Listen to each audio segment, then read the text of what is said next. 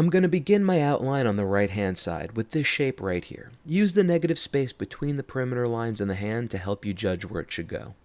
Pause your video and draw in that line. Then move to the top of the arm. I didn't have you measure that because I want to take the training wheels off a little and have you estimate it.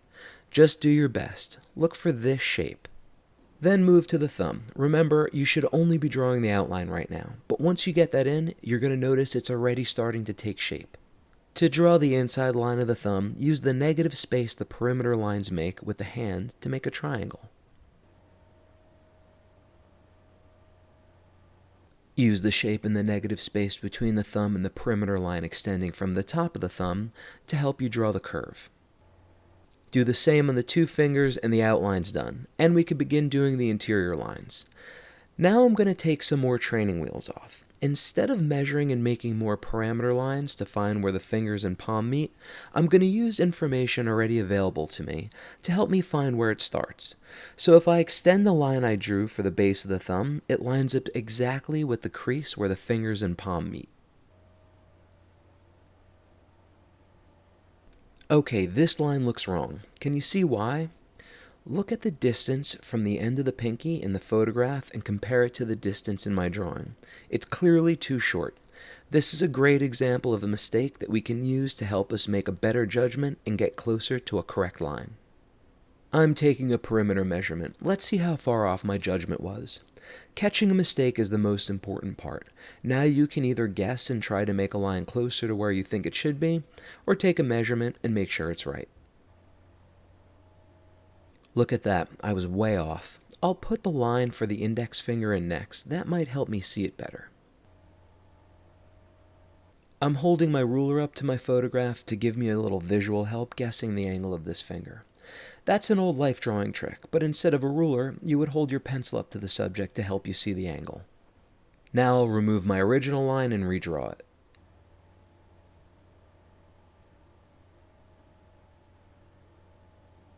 With that information in, this area should be broken up into a small enough shape that you can easily manage drawing in the last two fingers. Start with the ring finger. Use the triangle shape in the negative space to show you what angle to draw the line at.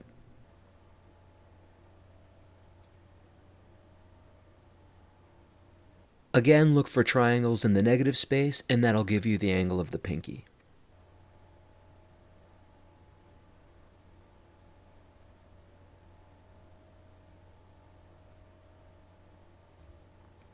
I know it looks rudimentary, but remember, at this point your drawing should only be made of simple shapes and mostly straight lines. Just focus on getting the angles of each line right first. You can adjust their contours in the next step. Now that the fingers are drawn in, I'll move to the next interior line. I'd like to take a moment here to explain my thought process a bit, so you can understand why I choose each line to draw in a specific order. I don't just pick them at random, and neither should you. It's best to start with the most dominant or darkest lines first, which appear to be this one and this one. But I'm going to do this one first because it's not floating. It's connected to the line of the arm that I already drew, which gives it an anchor point and therefore makes it easier to estimate where it belongs. The line of the thumb isn't connected to anything, so it's harder to guess where to place it. And if you're concerned about estimating the line of the thumb, you can just take a measurement. This is a major landmark on the drawing that you'll be using to judge where other features of the hand will go, so it's an important line to get right.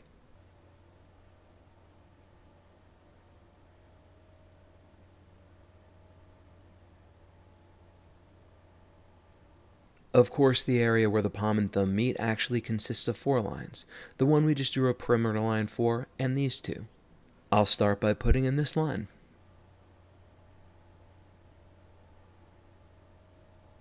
To get this curve right, you should be using the aspects around it to help you.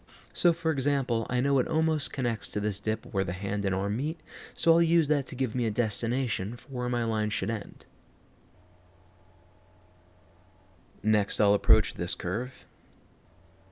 Use the line of the wrist you drew earlier to help you create a triangle, and if they line up easily, that should help confirm your lines are all in the right places.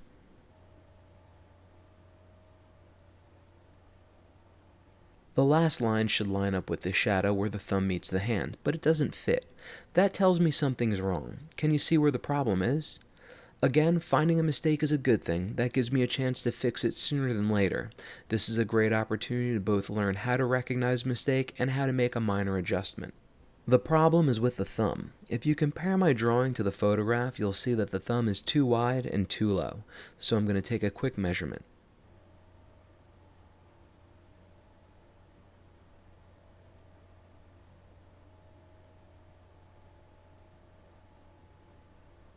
There's the problem. This line being off causes a chain reaction that makes every line around it wrong. But if you follow the steps in the process in order, you'll identify it as early as possible.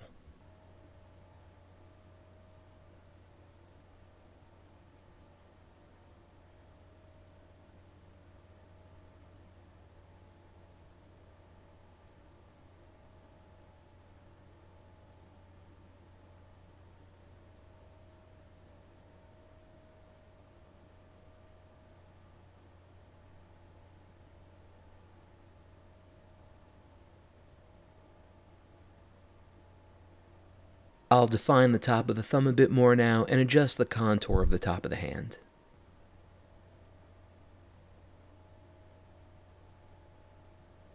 Now that we have the major landmarks in place, start looking for the next tier of lines to put in. So not the little cracks yet, just the next darkest set of lines that you see. At this point, getting their placement will be easier because you have so many features and information to help you align and estimate each distance.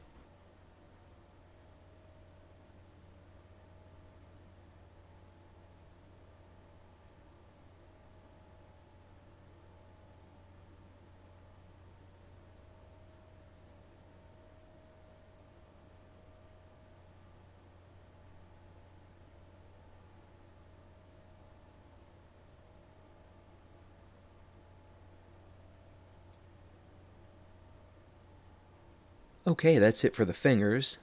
I only see 3 major lines that need to be placed in the palm. Again, I'll start with this one because it's not floating.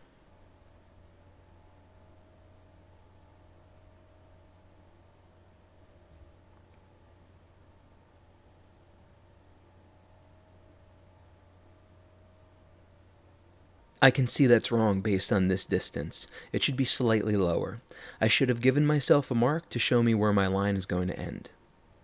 Remember to erase mistakes and keep your lines as neat as possible. I'll move to this line next. Just line it up with the information you already have drawn in around it.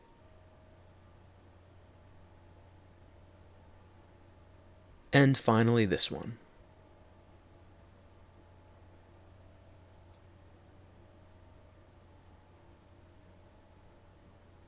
Can you see why this line is wrong? It's too close to the right side of the hand. I misjudged the width of the shadow. I think I'm taking the wrong approach. Instead, I'm going to draw an outline around the shadow, then go back and put in the crease once that information is in.